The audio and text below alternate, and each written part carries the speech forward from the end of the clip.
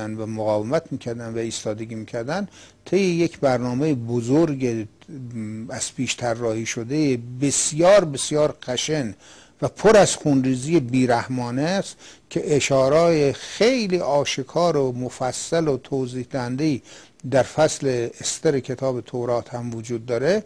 یک چنین نسل‌کشی در منطقه ما انجام شده. همزمانی این نسل‌کشی با نشانه های دیگر تاریخی و از جمله متوقف موندن ادامه ساخت تخت جمشید به راحتی بیان میکنه که سازندگان بنای تخت جمشید هم در زمره کسانی قرار داشتند که باید معدوم میشدن در این نسل‌کشی.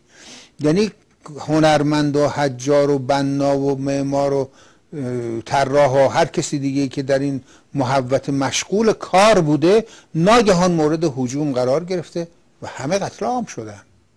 وگرنه محاله که یک حجاری که داره مثلا یه دایره میان یه گل یا گلبرگشو در میاره نیمه کار رهاش کنه. چنین کاری نه فنیه، نه هنرمندانه است، نه اصولا سابقه داره.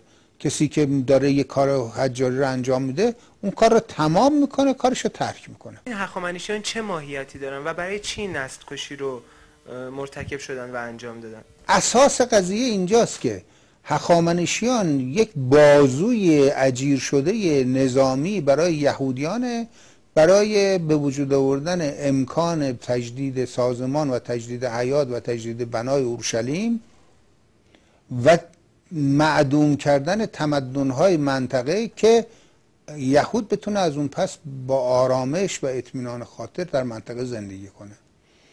این قضیه چنان که باز دلایل متعدد میتونیم ارائه بدیم منجر به خیزش و مقاومت عمومی تمام اقوام منطقه علیه هخامنشیانی که بازوی نظامی یهودن میشه.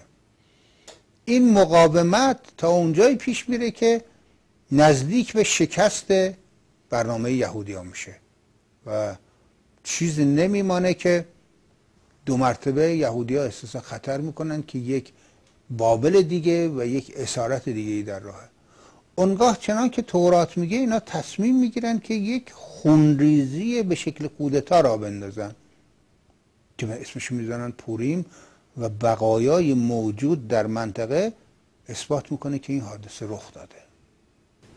چند سال حکومت میتونیم برای هخامنشیان در نظر؟ هیچ سالی حکومت نمیتونیم چیز کنیم. جنگ دقت میکنه. هیچ سالی تسلط نمیتونیم برشماریم. هخامنشیان از لحظه ورود به منطقه با مقاومت منطقه روبرو بودن تا پوریم.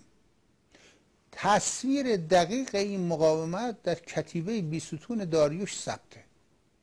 اونجا 30 تا ملت رو برمی شماره که دائما با او در حال جنگ بودن. پس این آدم که 30 ملت به دفعات باهاش می جنگن کی وقت داشته حکومت بکنه؟ پس خود این مسئله و نیمه کار بودن تخت جمشید نشون میده که اون تصاویری که در تخت جمشید در سکوی اطراف بنای آپادانا هست و دال بر تسلیم ملت‌های منطقه به او هست که دارن براش هدایا میبرن، همه اینها مسائل رخ نداده در تاریخه.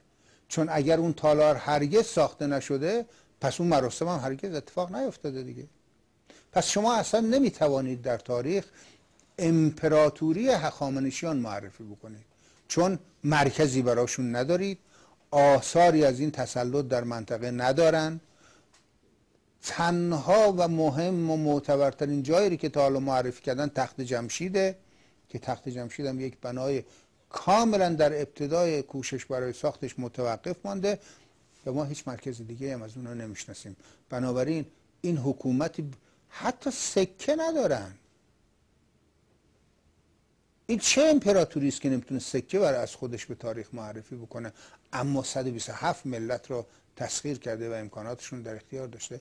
اینها افسانه های یهود ساخته است و همش به قصد اینه که اون ماجرای رخ داده و اون قتل عام وسیع و پردامنه پوریم مخفی بمانه. این جلیات رو کی وارد دانشگاه‌های اروپا و آمریکا. یعنی همه اینا رو دانشگاه اروپا؟ بله بله، کل اینها به وسیله دانشگاه‌های آلمان، فرانسه، انگلیس و آمریکا انجام شده.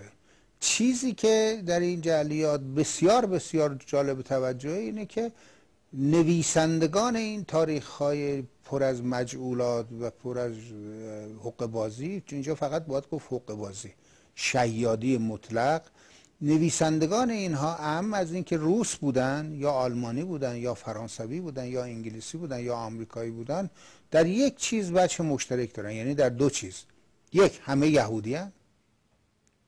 پس پنهان کردن مسئله پوریم جزو خواسته های قومی و دینیشون بوده.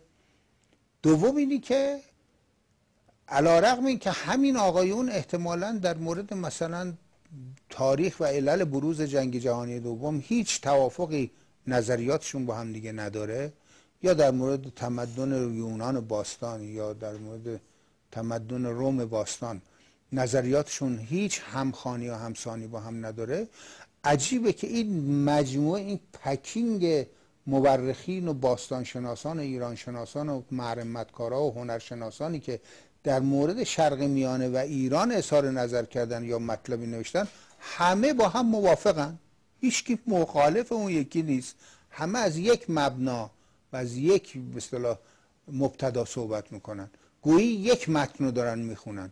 هیچ کس نیست که معترض اون یکی باشه که نه اینجا اینجوری نبوده اونجوری بوده.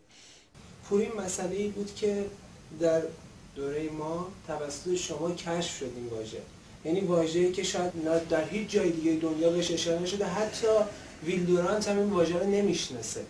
این چجوری میشه که این واژه اصلا از سطح کل دنیا خود اینم یه پرده دیگری از کارهای ناشایستی است که مسئولین فرهنگی یهود باید بهش جواب بدن. اینی که توینبی یا ویلدورانت چنین که شما میگید که همه زوایای تاریخ را بهش مسلطن ظاهرا و بحث‌های پر از افت و خیز و نمیدونم حواشی میکنن در مورد حوادثی که در جهان رخ داده، در تاریخ ملت‌ها رخ داده، در فرهنگ و پیشینه و سنت‌ها و نرو رخ داده، حتی مثلا بحث‌هایی میکنن راجع به طوفان نوح و نقش اونو در تمدن و تاریخ بشر بیان میکنن. اینکه این آدم‌ها با وجود